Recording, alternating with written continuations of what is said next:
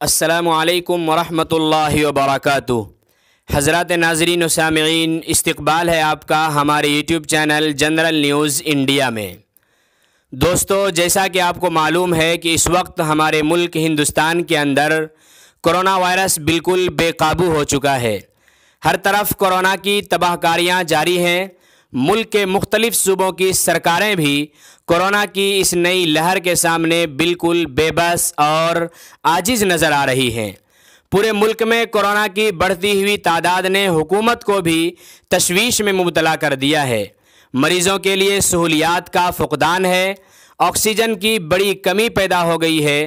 وقت پر آکسیجن نہ ملنے سے نہ جانے کتنے مریضوں نے ہسپتال میں ہی دم توڑ دیا ہے۔ ان حالات کے بیچ ایک بڑی خوشخبری یہ ہے کہ کرونا کی اس نئی تباہ کن لہر میں آکسیجن کی قلت کے شکار ہندوستان کو سعودی عرب نے 80 میٹرک ٹن آکسیجن بھیجنے کا فیصلہ کیا ہے۔ عالمی خبر رساں ادارے کے مطابق سعودی وزارت صحت کی جانب سے ہندوستان کے لیے 80 میٹرک ٹن آکسیجن روانہ کر دی گئی ہے۔ سعودی عرب میں ہندوستانی سفارت خانے نے فرمانروا شاہ سلمان اور وزارت صحت کا شکریہ ادا کرتے ہوئے کہا ہے کہ سعودی عرب کے ہر طرح کی مدد، حمایت اور تعاون پر ہم دل سے معترف ہیں۔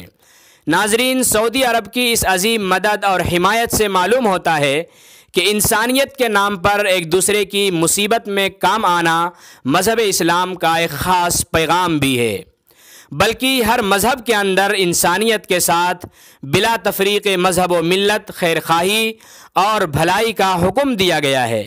لہٰذا ہمارے ملک کے اندر جو کچھ لوگ نفرت کی سیاست کرتے ہیں، اسلام اور مسلمانوں کے خلاف زہر اگلتے ہیں، انہیں بھی یہ سوچنا چاہیے کہ ایسے مشکل حالات میں ہندوستان کے لیے جس نے مدد کا ہاتھ بڑھایا ہے وہ بھی ایک مسلم دیش ہے۔ اور مزے کی بات یہ ہے کہ یہ پاکھنڈی نرسنگھانند سرسوتی نفرت کا پجاری جس نبی کی شان میں گستاخیاں کیا کرتا تھا، اسی نبی کے مقدس شہر سے ہندوستان کے لیے آکسیجن بھیجا جا رہا ہے۔